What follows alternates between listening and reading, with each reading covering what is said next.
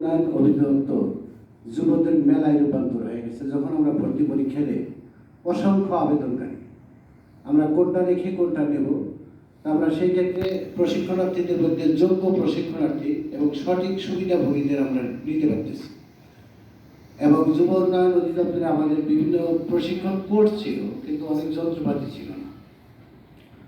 স্যারের অধীনে এই 64 জেলার তথ্য প্রযুক্তি প্রশিক্ষণের সক্ষমতার যে প্রকল্প, এই প্রকল্পের মাধ্যমে আমরা যে সমস্ত যন্ত্রপাতি সম্পর্কে জানতামই না, আমরা দেখতাম যে সেই যন্ত্রগুলো আমাদের সামনে হাজির হয়ে গেছে।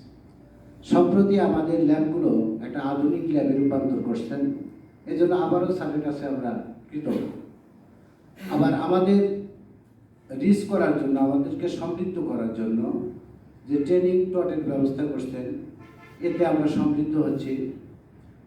তো সমৃদ্ধ হওয়ার পাশাপাশি আমাদের জেলায় যে সমস্ত যন্ত্রপাতিগুলো দেওয়া হয়েছে এটা খুব ভালো, কিন্তু কিছু স্বল্পতা আছে। হয়তো আরও একটু যদি এগুলো পূরণ করা হয় তাহলে আমরা আরও কৃতজ্ঞ থাকব। সেই সঙ্গে আরও একটু কথা বলি, ইলেকট্রনিক্স ট্রেডের যে সমস্ত যন্ত্রপাতি অটোমেশনের ট্রেনিং করা হচ্ছে, এই 5 দিনের টট ট্রেনিংটা আমাদের জন্য অত্যন্ত স্বল্প পরিমাণে হয়ে গেছে।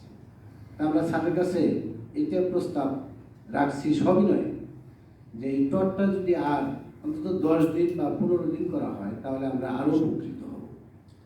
সেই সঙ্গে আরেকটি আবেদন স্যারের কাছে, তা হলো আমরা ট্রেনিং করতেছি ইন্ডাস্ট্রিয়াল ট্রেনিং। এটা আমাদের এই যন্ত্রগুলো ইন্ডাস্ট্রিতেই বেশি ব্যবহার হয়, যতগুলো অটোমেটিক যন্ত্রপাতি সবগুলো। আমরা গত ট্রেনিংয়ে এসে আমরা ইন্ডাস্ট্রি ভিজিট করে আমরা যে সমস্ত যন্ত্রের ট্রেনিং করছি সেই ট্রেনিংগুলো ওখানে বাস্তবে দেখেছি।